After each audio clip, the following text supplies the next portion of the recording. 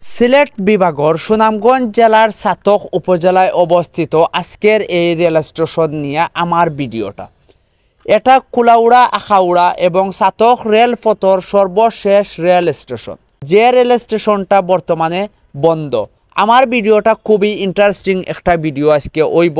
যদি আমি ভালো রেসপন্স পাই তাহলে ইনশাল্লাহ সিলেটর আনাচে কানাচে যতগুলা রেল স্টেশন আছে সবগুলা নিয়ে ভিডিও মেক করব। আসসালামু আলাইকুম ভিউয়ার্স, আমি আহমেদ অনিক। আর ফাইনালি এই মুহূর্তে আমি যে রেল স্টেশনটার মাঝে আছি, এই রেল স্টেশনটা একটা সময় খুব বেশি জমজমাট আছিল আর খুব জনপ্রিয় আছিল। অত্র এলাকার সব মানুষ রেলে যাতায়াত করতে সিলেট শহর। আশা করি আপনারা কিছুটা আইডিয়া পাইছেন। আমি এই মুহূর্তে আছি ছাতক রেল স্টেশন। সো আর কথা না বাড়াইয়া সরাসরি আমি যাইমু ভিডিও মেক করবো, আপনারা রেল স্টেশনের ভিতরটা দেখাইমু, যে রেল স্টেশনটা বর্তমানে সম্পূর্ণ অফ।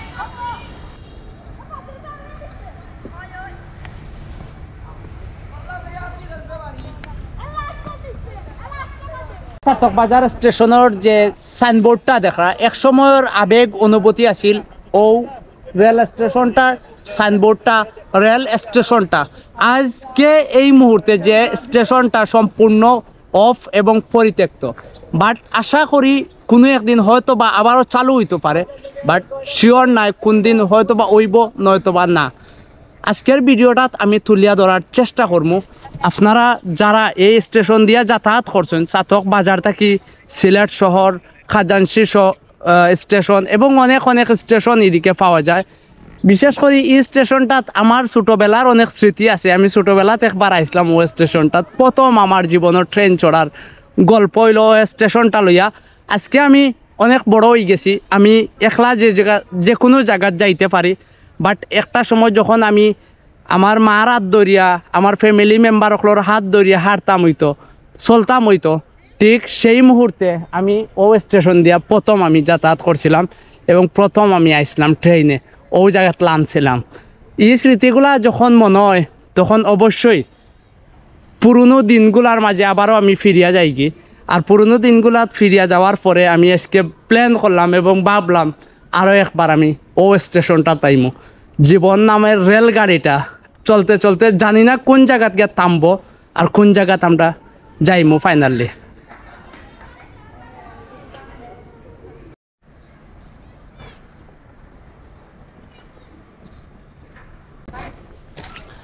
এত সময় আপনারা যে স্টেশনের গল্প শোনাইছি, যে স্টেশন লইয়া আপনারা লগে কথা কইছি, এত সময় ও স্টেশনটা আমার পিছনে আপনারা দেখলা। স্টেশনটার দরজাগুলা, কাউন্টারগুলা সব কিছু টোটালি অফ, বাট আবেগগুলা কিন্তু, অনুভূতিগুলা এখনও কাজ করে যে ও স্টেশন থেকে আবারও কোনো একটা টিকিট কাটমু এবং সিলেট যাইমু, আমার এলাকার যাইমু। হয়তো বা ট্রেনও যাওয়ার পথে পরিচিত কোনো মানুষরে পাইমু, তারার লগে গল্প করতে করতে যাওয়া হইব। বাট স্বপ্ন শুধু স্বপ্ন থাকে, কিছু কিছু স্বপ্নর মধ্যেও সীমাবদ্ধ, বাস্তবে রূপ নেয় না।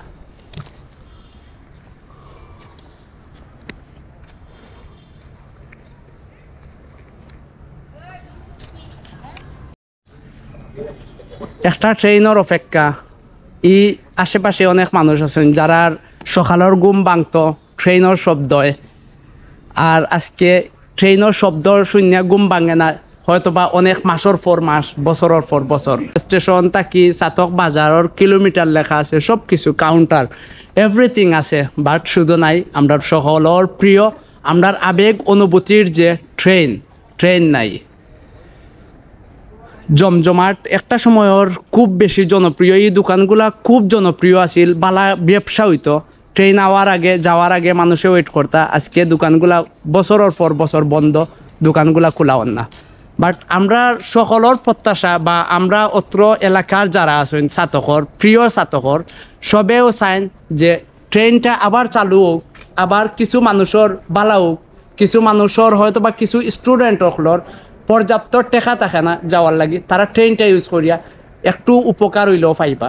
সো আমি আর বেশি কথা বাড়াইলাম না। আপনারা ইতিমধ্যে অনেকের কাছে শুনছেন, একজন আঙ্কেলর আমি গেছ থেকে বিস্তারিত আমি শোনার পরে টোটাল কন্টেন্টটা আমি কন্টিনিউ করছি।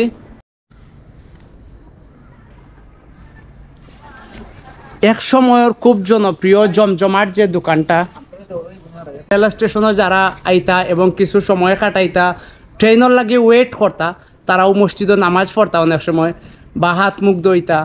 আজকে এই সম্পূর্ণ জায়গাটা কোনো কিচ্ছু নাই, মানে কোনো কার্যক্রম অফ সম্পূর্ণ। আর ওসব কার্যক্রম অফ হওয়ার পরে আমি এখন একজন আঙ্কেলের লগে কথা কইছি, যে আঙ্কেলের কাছ থেকে আমি শুনতে পাইলাম যে আবারও চালু করার মানে কথাবার্তা চলের, বাট কবে নাগাদ চালু হইব সেও একটা আসলে কইতে পারেন না।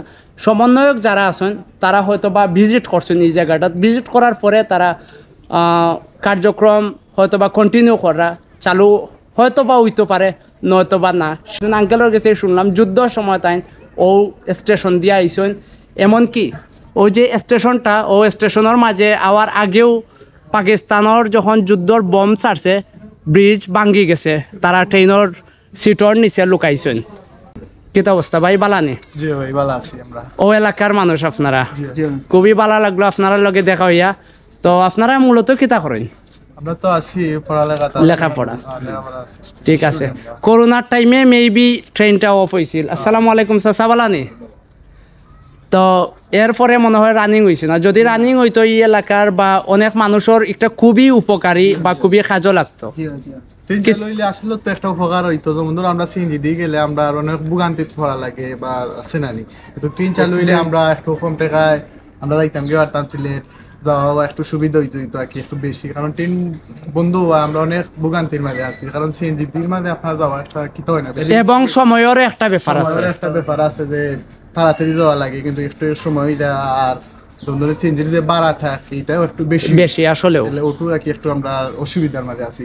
আসলে শুনলাম মাঝে দিয়ে ট্রেনের একটা বাজেটও আইছে, কাম শুরু হইব, কিন্তু হঠাৎ করে আবার বন্ধ হয়ে গেল, সরকারও গেলাগি তো আর চালু। বাইর কিতা কিছু আপনার মতামত এই স্টেশন লই? আপনি তো মনে হয় ছোট থাকতে থেকে ও জায়গাত। জি জি। আর আপনার নামটা? আবু সাল। আবু সাইদ। আবু সালে। আবু সালে। আপনার নামটা ভাইয়া? ইয়াসিন। ইয়াসিন ভাই এবং সোহাগ। সোহাগ ভাই। সব ভাই ওগুলোর লগে এই জায়গাতে ইয়া বালাও দেখা হইছে। আসলে সব কিছুর শেষ কথা হইল যে এই ট্রেন স্টেশনটা চালু হওয়া খুব বেশি দরকার, জরুরি দরকার ই অত্র এলাকার মানুষের লাগে। ঠিক আছে, ভালো থাকবা, সুস্থ থাকবা, দেখা হইব নেক্সট কোনো কন্টেন্টও, নেক্সট কোনো জায়গাত আপনার লগে। তত সময় পর্যন্ত বালা জিনিস শেয়ার করবা, বালা জিনিসের লগে থাকবা। আল্লাহ হাফেজ।